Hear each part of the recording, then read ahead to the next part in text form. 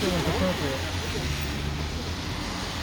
Thank you, Melissa. Thank you, Melissa, and thank you to Reallocate Waterloo Region for organizing this rally, and to everyone that showed up here today, and everyone who has shown their support and continues to show their support. Woo! Months ago, Toronto was tainted by the sight of cops on horseback breaking up encampments. Now the region is tainted by the sight of that bulldozer removing people's homes and belongings. Our police, regional staff, and regional council are all responsible for this.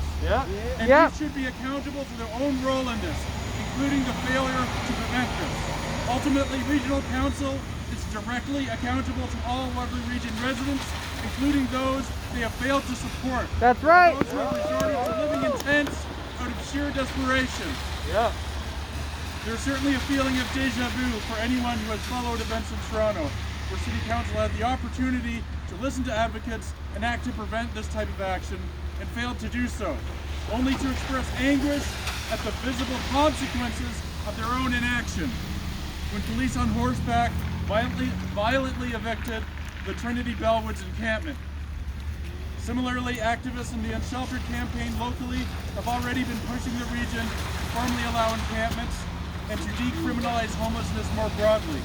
Like many other local activists, we've joined this campaign, along with many others who have signed on. And we've delegated to make this case directly to Council 3 times, alongside the Unsheltered campaign and other allies who have repeatedly asked for this. Recently, Reagan Bruce, who's in the crowd tonight, has, on behalf of the Alliance Against Poverty, made this request for the region, specifically referencing regionally owned land. The region has already been directly warned that their failure to explicitly commit to allowing encampments would continue to lead to this current situation, regardless if it's the region, such as this case, or cities that are doing the eviction. The region says they've worked with community partners to support the individuals in the encampment, and that all individuals are connected to outreach and other services and made aware of supports and available housing across the community.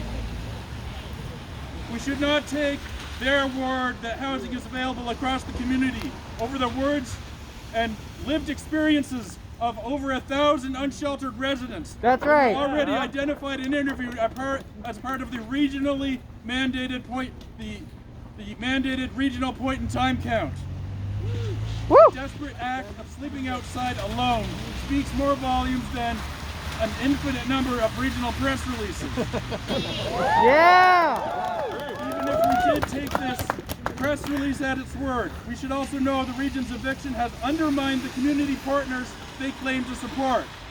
As someone who has worked alongside often heroic outreach workers in my previous work, I can attest to how important and difficult it is to build trust with people who have already been often abused and clearly neglected and marginalized by our governments, institutions, and broader society, and often people that they have trusted in the past.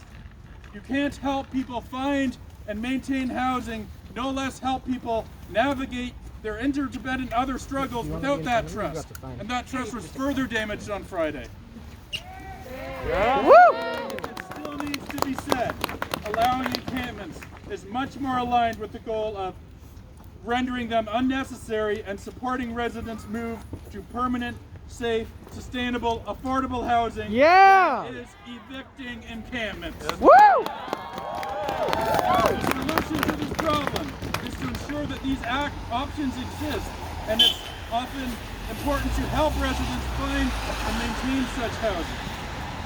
I'd also like to reiterate that there was a regional staff report that used the rhetoric of housing first to avoid suggesting formally allowing encampments, thereby avoiding explicitly acting with the respect for people who are unsheltered, or respect for their individual autonomy, or meeting people where they're at, as many social workers say locally and elsewhere. It's particularly ironic, given that these are the underlying principles of the Housing First philosophy itself. So the region had the chance to act to change this, and many of us have already asked them to do so. But they still have the chance to do the right thing now, It is still too little, it is still too late, Yeah. but it is never too soon to do the right thing. Just like the city of Cambridge decided to finally move towards doing the right thing with the CTS sites, the consumption and treatment services sites. Yeah. Saving lives, and we're tending to the fears and prejudices of our more comfortable residents. Thank you very much. Woo!